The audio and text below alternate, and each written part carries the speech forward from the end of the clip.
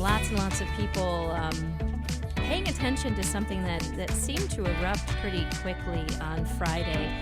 It all started with a special meeting that was called Friday afternoon at 3 p.m. And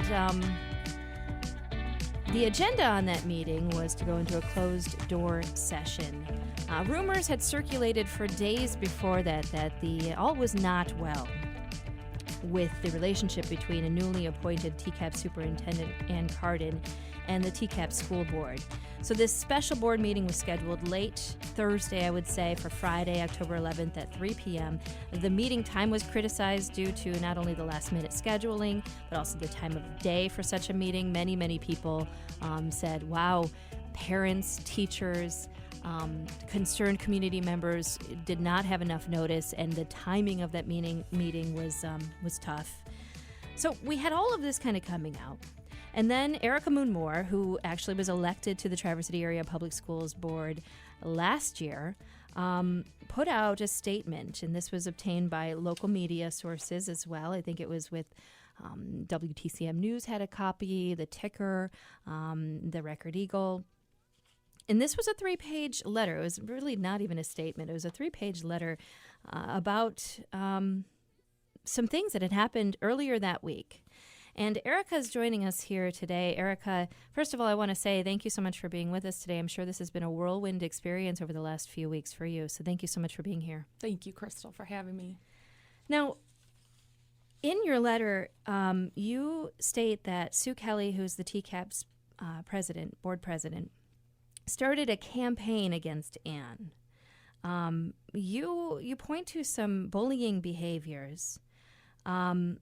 You point out an acronym of SFRC, which has been discussed quite a bit, and even Sue Kelly pointing out that SFRC is a funding model. It's an aspirational document. It's 355 pages, and it's research from the state of Michigan to how to appropriately fund schools. And it seems as though that when Ann Cardon's position on SFRC seemed to be in support of this, all of a sudden things became unraveled. And closed-door sessions were had. In fact, there have been 3 closed-door sessions that we know of. One was to discuss, according to Sue Kelly on the Ron Jolly show this morning, was to discuss building TCAPS Montessori school.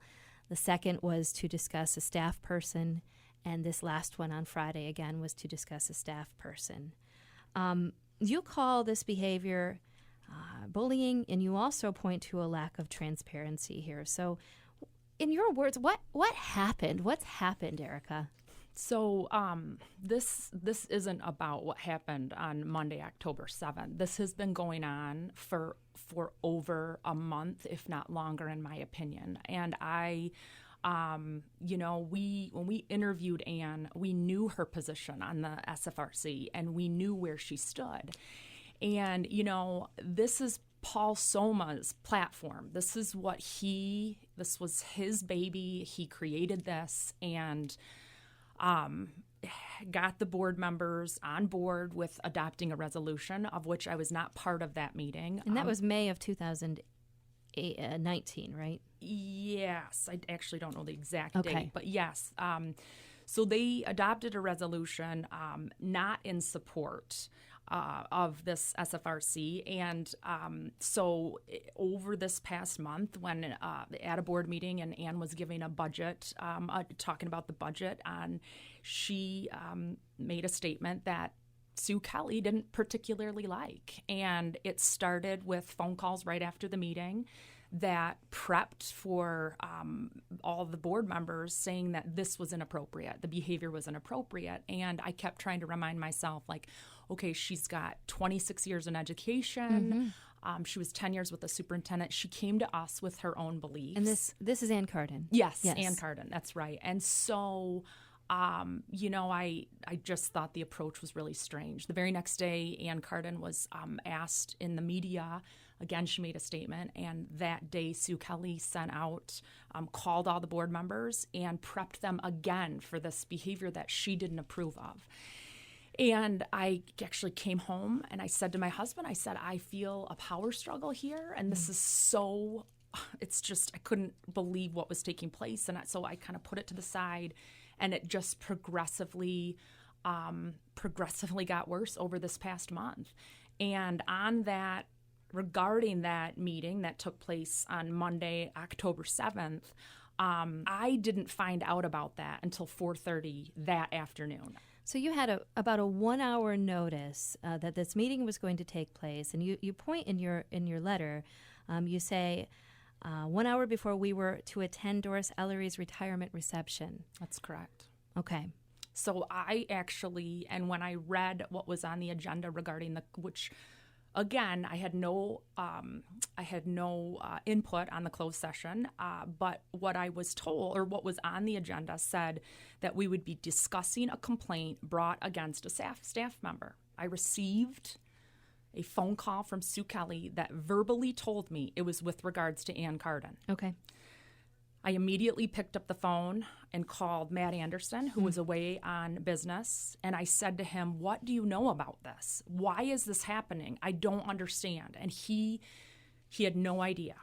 I then walked into the building, Boardman and Doris Ellery was there. I was a little bit early. It was about 5:15, and I pulled her aside and said, what is this on this agenda? What is this? And she said, all I know is it has to do with Ann. And immediately I was just in a tailspin of, I could feel what was going to happen. So that was on Monday. And you decide, because this is a closed meeting, and it has been said several times that this is a closed meeting, and your letter that you sent to Sue, Jane, Pam, and Jeff from the board that detailed some of the activity in a closed meeting, that in itself is against the law.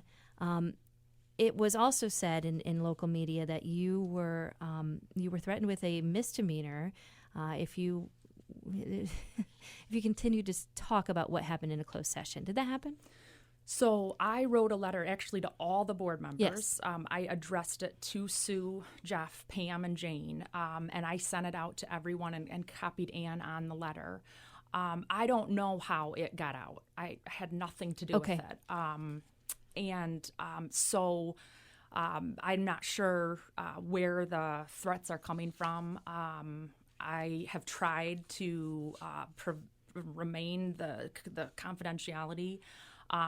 It's just this has to do with the past month. It's so easy to see what has gone on here. It's preserving this dysfunction. I ran for the board because I couldn't take the dysfunction anymore. I had to be at the table to be a part of the conversation and look at what's happening. When we talk about that dysfunction, and I want to say too that Sue Kelly being on with Vic McCarty on the Ron Jolly Show this morning even points out, and in her own words says that the SFRC, that she and the rest of the board knew that Ann Cardon was in support of SFRC. And that they spoke about it and said, will this be an issue moving forward in a leadership capacity? And everyone agreed. There is no dispute that Ann Cardon was accepted and hired 100%. Everyone liked her. There was not even a candidate that was put against her, that this was basically hers to decline. This was her position to decline. In such a short period of time, I mean, really 60 days, to see this decline and to think that this is about SFRC, which, as Sue Kelly even says, is an aspirational piece of research that is not actually a roadmap. It feels like something is missing here. Now, you mentioned some of the things that went down prior to you actually serving on the board, the TCAPS board. And some of the things I wanted to ask about were there was actually some issues with funding, with the funding method, the per pupil method. And this was back in Paul Soma's era, when there was a school building, Interlochen Community Building, that was closed, that They were going to start using this for homeschool students, and that per pupil funding would be able to be received, not necessarily 100%, but would be able to be received because of the homeschool students getting some extracurricular activities at this Interlochen community school. Now, then an audit found that $700,000 was owed to the state of Michigan because of overpayment in per pupil funding. And beyond that, there in lame duck session, Larry Inman, representative for the 101st District, there was a grant of $700,000 given to TCAPS. Now, all of this happened, and then Paul Soma decided to resign after that. So, am I appropriate to think that there's a lot of red flags here, and that maybe this FRC, SFRC funding is sort of the scapegoat? Yes, absolutely. Absolutely. And once the audit came back, this program still didn't stop. It wasn't until Ann was on board that the homeschool program ended up stopping. So yeah, I mean there are a lot of red flags here. And again, I go back to this is Paul Soma's platform, and the dysfunction that was placed in our Board of Education, those of us that were elected to serve this community, they are carrying on this legacy. Mm-hmm. Now, and so yeah, and sorry to interrupt. No, that's okay. So when you talk about a scapegoat, I mean, okay, let's break it down on fundamentals, right? If there was something so significant, I understand. But when you're talking about what we're talking about and the level that who Ann Cardon is and where she has come from and her past and her successful past, we don't need to talk about the closed session. Just doesn't make sense. Right. And speaking of the closed session, there was another closed session after 90 minutes, I believe, of public comment. And most of that public comment, if not all, I watched the meeting that was actually not televised. I watched it because it was on Facebook. Mm-hmm. And I noticed that most people were saying, we want transparency. We want to know what's going on. And however, Sue Kelly claimed that it was a staff member that had requested a closed session. And there is, I'd like to say that, I work in media, and as a member of the public, I think I'd always prefer open meeting sessions. I think that's just normal. Everyone would always prefer that. But there are some instances where a closed session is appropriate. Is it true that this staff member in question, which we, would assume is Ann Cardon, requested a closed session? Yes, that is my understanding. Okay. And since you had the closed session on Friday, you have said, you don't want to talk about what happened in the closed session meeting Friday, but some things have developed since then. And one of those things is a recent press release. And when I say recent, this came out about 10 a.m. this morning, that Sue Kelly issued this statement from herself and from Superintendent Ann Cardon, basically saying that the board has an obligation to uphold and employees have a right to expect privacy under the law when requested, and that the board takes its oath and standards of practice very seriously, including its charge to, quote, maintain the confidentiality of privileged information, including that shared in closed sessions of the board. Now, this seems like a joint statement from Ann Cardon and from Sue Kelly that you want to remain resolute in the collective focus on the students and their learning. So basically, let's deal with this in private, and when we have enough information, then we will let the public know. What was your take on this press release? In all honesty, I believe that the bullying is continuing. You talk about the bullying, and you have instances in this letter that was to the board. You call out specific instances of bullying, and you also point to several allegations that Ann Cardon was lying, that these board members had said she was lying. Can you talk about what they're saying she was lying about? I can't. I cannot talk about it. I can't talk about it. Right. And as far as, calling her a liar 3 times, in this letter, the letter that Sue had put together, you call that disgraceful and unprofessional. Can you talk a bit about the letter that Sue put together for the board? I cannot talk about specifics. I cannot talk about specifics. The only thing I can talk about is I was notified an hour before. I felt like others had more time notice than I had. That it was a very calculated meeting.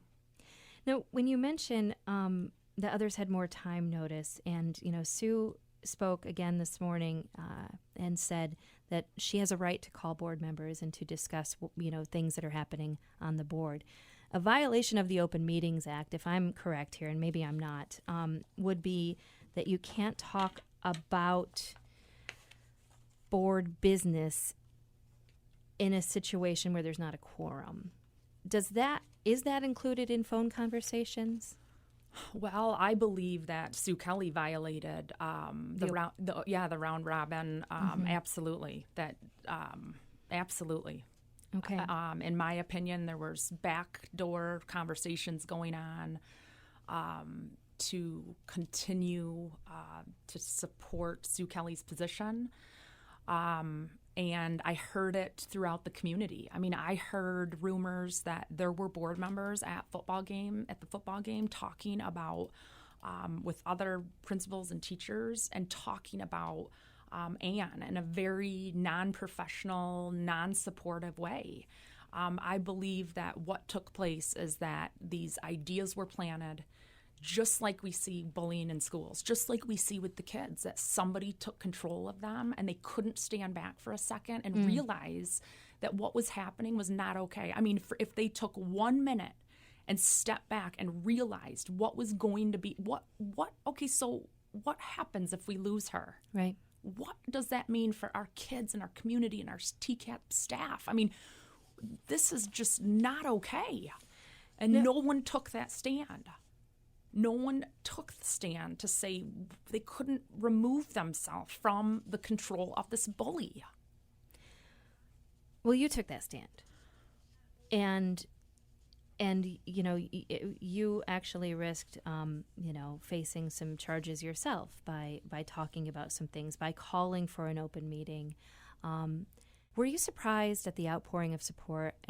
It was such, honestly, it was really incredible to see the overflow that was happening at the TCAPS special meeting, to hear almost 90 minutes of people talking about their thoughts on what was going on and feeling, even though they didn't really know what was happening, but feeling this urgency of something is being covered up. Yeah, Crystal, I am so proud of this community. I'm proud to be a part of it, but what has taken place is absolutely power to the people. And I believe that this town is coming together saying we are not going to take this.